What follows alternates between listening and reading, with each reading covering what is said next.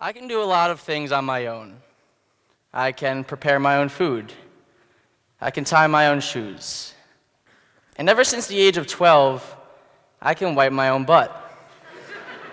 All thanks to the wonderful power of independence. But at what point does the individualistic culture in the United States place too much emphasis on being independent and autonomous? At what point does this emphasis actually begin to create issues for people in their daily lives, with their sense of identity, and in their relationships? I began to think about all of this after I had a conversation with my friend. I half-jokingly said that I was ready to be in love again. I just needed someone to love, someone to give my affection to. I felt this missing piece inside of me. My friend was definitely surprised. I don't know if it's because I'm only 20. I don't think I was being so unreasonable. But it startled her. So this left me puzzled, because she told me that I shouldn't need that. I shouldn't need somebody else to make me happy. My happiness should come from within myself. So I kept wondering why. I didn't understand why I couldn't be this ideal, entirely self-fulfilling person that my friend was describing. So this put a lot of pressure on me to figure out what was wrong. And there's a very common saying that highlights the damaging nature of this culture. You may have heard it one of two ways. Love yourself before somebody else can love you, or love yourself before you love somebody else. Essentially, they both say the same thing, to love yourself first. But what does that really mean? That I need to be happy with myself before giving or receiving love? That sounds ridiculous, doesn't it? It's basically saying, look, you don't love yourself right now, if you're not happy, then don't even try to get into a relationship, because it's a waste of time. If you don't love yourself, nothing you do matters, nothing they do matters, right?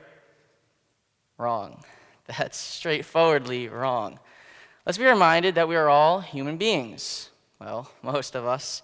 In fact, right now you're probably one of two people. You might be sitting there, bopping along, nodding your head. Everything sounds great so far.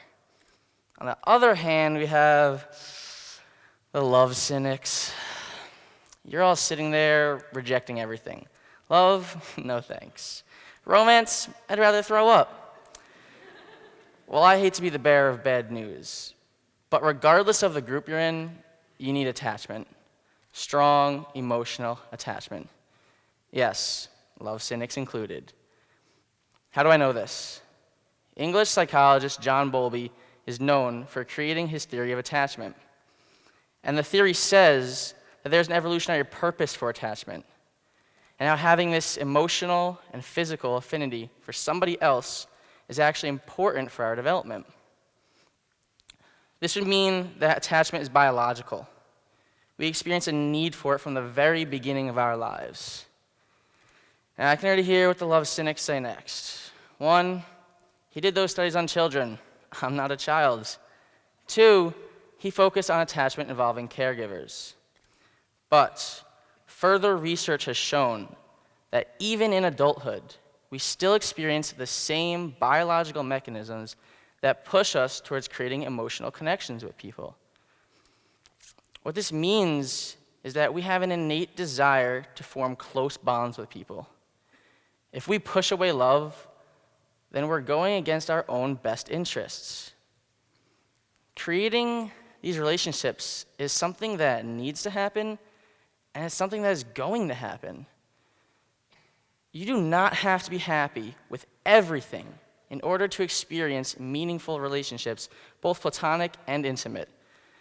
So don't let other people tell you when you can and cannot experience them.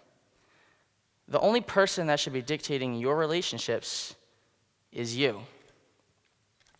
So you don't have to be fully happy, but what does it even mean to be happy on my own? Take a moment and think to yourself of something that makes you happy. Whatever the first thing that comes to mind is, what is something that you enjoy doing?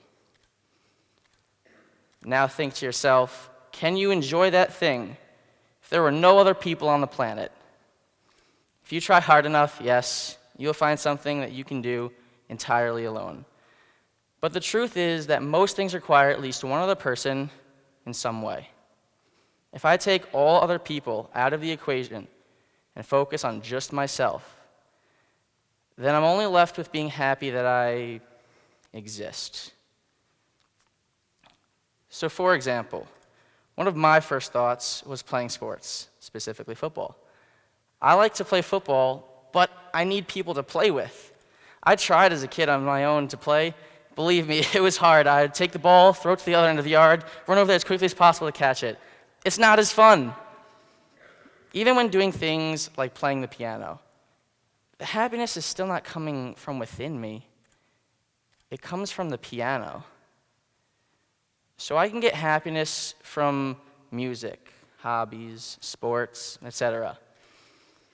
But as soon as I want happiness that specifically involves another person, everybody gets all weirded out. What are you doing, Jonathan? Haven't we taught you anything? You're supposed to be independent.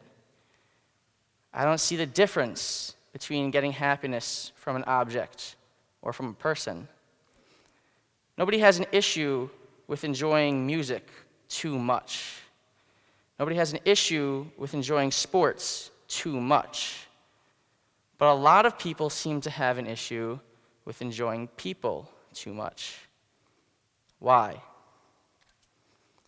In a very basic way, all we do throughout our lives is interact with the people and things in our environment, and then we tailor our attention to the people and things that we enjoy most.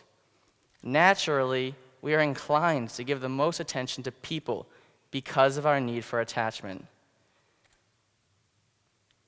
Our interactions with people will inevitably be emotionally charged. So my situation was pretty innocent and lighthearted. But imagine somebody in a much worse place, somebody experiencing depression. Does it make sense to tell them that they just need to love who they are before somebody else can? Does it make sense to tell them that they just need to take a break? They just need to figure it out on their own, and once that's all settled, they can come back and join the rest of us. Again, that sounds absurd. We know how important it is to be around others and create connections with them.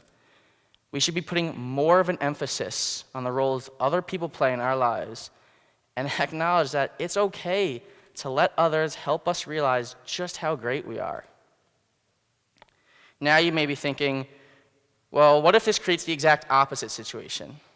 What if this creates too strong of a dependence on others? I'm not telling you to take all of your hopes and desires, throw them away, and replace them with somebody else's. You're not bonding with these people to live for them. You're simply allowing them to help you, either passively or actively, instead of pushing them away. In addition to these connections with others, it's also important to have a healthy sense of identity with yourself. Knowing who you are and being comfortable with who you are is vital for a healthy mental state. We see this in many areas: gender, race, sexuality.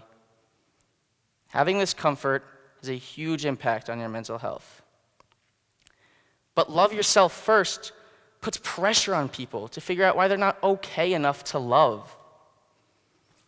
I acknowledge that this won't resonate with everybody.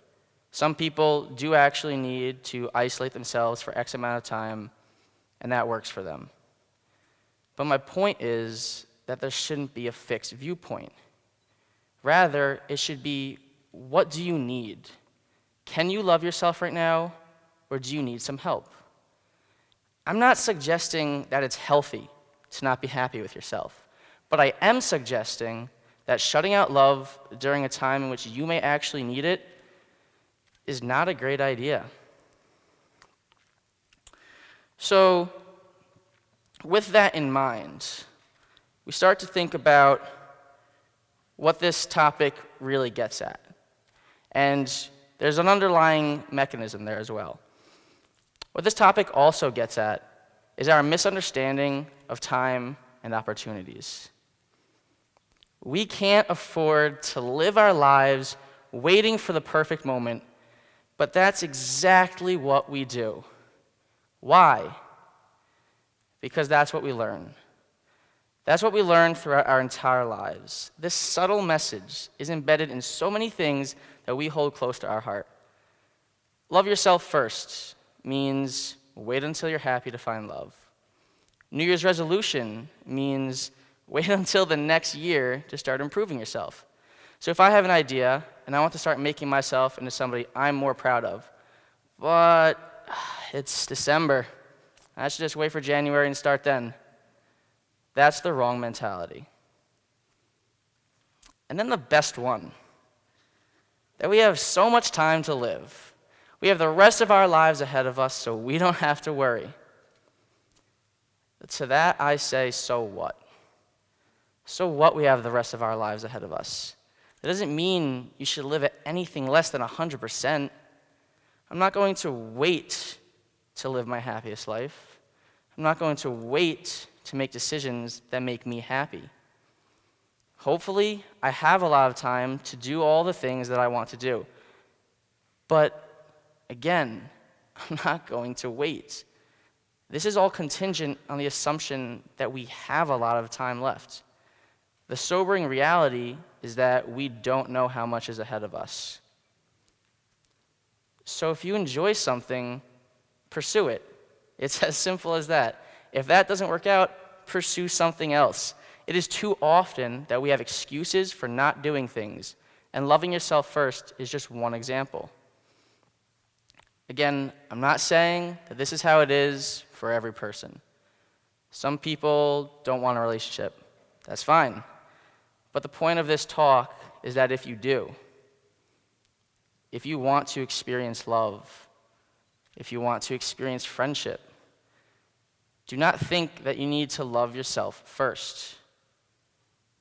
Allow yourself to change, improve yourself, experience things, like how I'm experiencing an elevated heart rate right now. That's what life's about. So don't wait for later. Do it now. You only waste time by being afraid of wasting it. Allow yourself to experience love. Don't wait for the right time. Allow yourself to go out there and find it and try to find it.